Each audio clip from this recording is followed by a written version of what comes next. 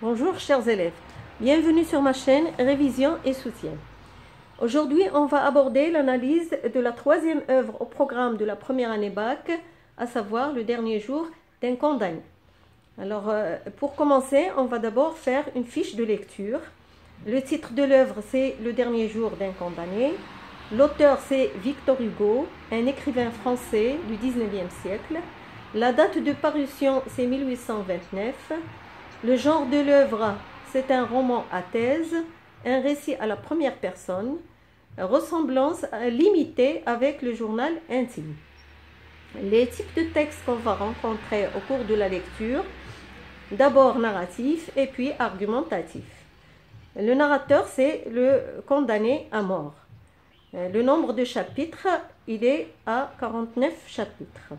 Quels sont les lieux de séjour du condamné? Alors, d'abord, Bicêtre, ce sont des prisons, la conciergerie, l'hôtel de ville. Les indices de l'énonciation, c'est l'utilisation de la première personne et les adjectifs possessifs correspondants. La composition de l'œuvre, comment se présente formellement le texte. L'œuvre peut être divisée en trois parties relatives à trois lieux différents. D'abord, Bicêtre, le procès, le ferrage des forçats et la chanson. Deuxièmement, la conciergerie, le voyage vers Paris, la rencontre avec un autre condamné à mort, puis avec le geôlier qui lui demande les numéros pour jouer à la loterie. Troisièmement, l'hôtel de ville, le voyage à Paris, la toilette du condamné et le voyage vers la place de grève où est installé l'échafaud.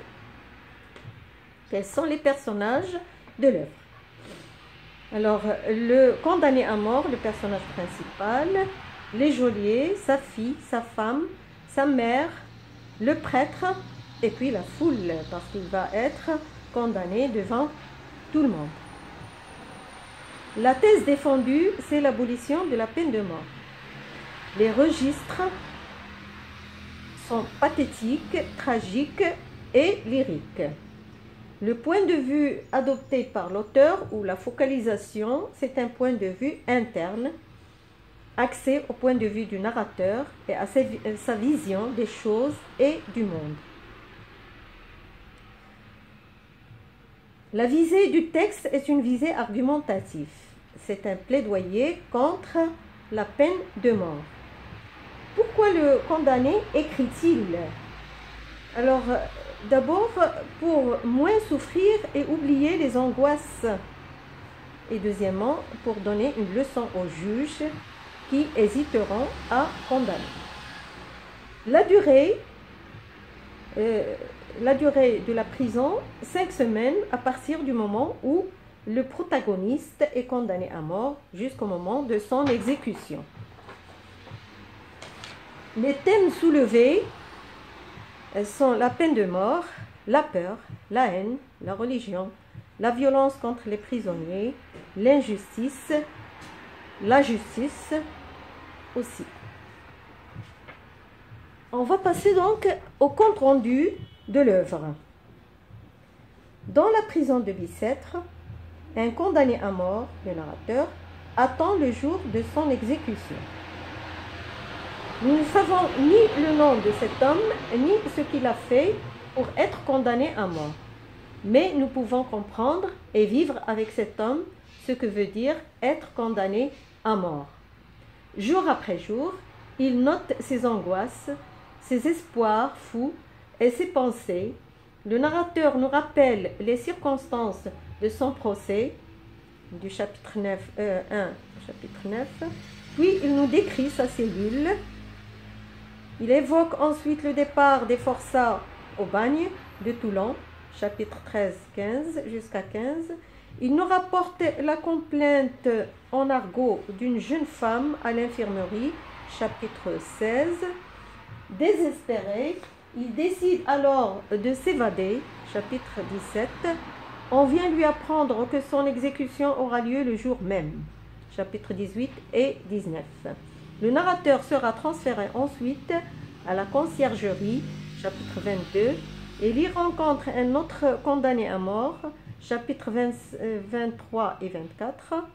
Son séjour en prison devient de plus en plus suffocant. Il sombre dans les hallucinations et les cauchemars. Il se demande comment on meurt sous la guillotine. Chapitre 27. Il reçoit, après la visite d'un prêtre qu'il trouve placide et sans compassion devant son état. Chapitre 30. La visite de sa petite fille Marie sera évoquée au chapitre 45. Elle ne le reconnaîtra pas, ce qui l'attriste profondément. Puis vient l'ultime lignée droite avant la mort, son dernier jour de condamné. Sur son passage de la conciergerie à la place de grève où se dresse l'échafaud. La foule rit et applaudit. Le condamné était donné en spectacle à cette foule qu'il n'a jamais aimée d'ailleurs. Devant le spectre de la mort, le narrateur tremble et implore la pitié, mais il sait déjà que son sort est scellé. Le bourreau accomplit alors la tâche pour décapiter le condamné. Et ensuite, je vous donne donc une brève biographie de Victor Hugo. Victor Hugo, donc, est un écrivain français né à Besançon le 26 février 1802. C'est un fils d'un général de Napoléon. Il était un élève studieux et doué car il lut beaucoup et s'éprit dès 15 ans à la fois de vers et de mathématiques. Il fut distingué par l'Académie française en 1817 pour une pièce sur les avantages de l'étude. Il comprit que sa vocation était la littérature. Ensuite, elle avait des occupations comme les journaux. Il a créé le Conservateur littéraire. Il avait beaucoup de romans, exemple Bug-Jargal, d'Islande, des poèmes comme le théâtre comme ballade, le dernier jour d'un condamné, un roman, en 1827. Il écrit Marion de Lorne, drame en vers, en 1828, Les Orientales en 1829, Hernani en 1830, joué à la Comédie Française, une pièce de théâtre. Puis les recueils de vers et les drames se succèdent rapidement. 1831, Feuilles d'automne, Chant du crépuscule.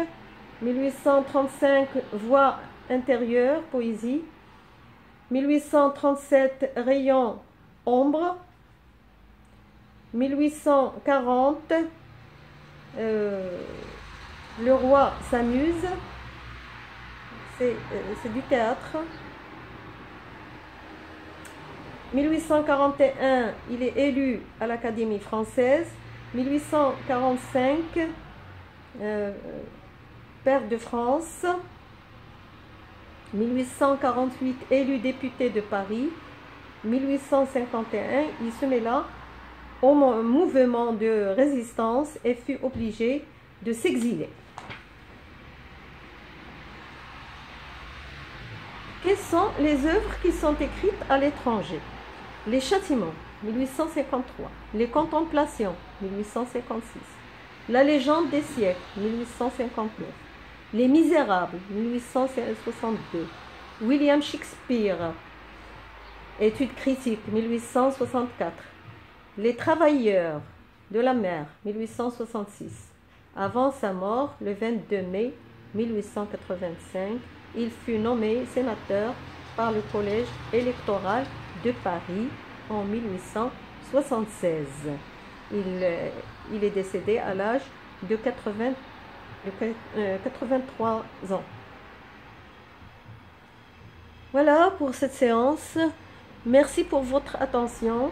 Si vous avez des questions ou des commentaires à me faire, je serai toujours là pour vous répondre et vous satisfaire. Et si vous voulez bien me faire plaisir, abonnez-vous à ma chaîne, vous allez recevoir tous mes cours. Voilà, merci encore de votre attention et à très bientôt.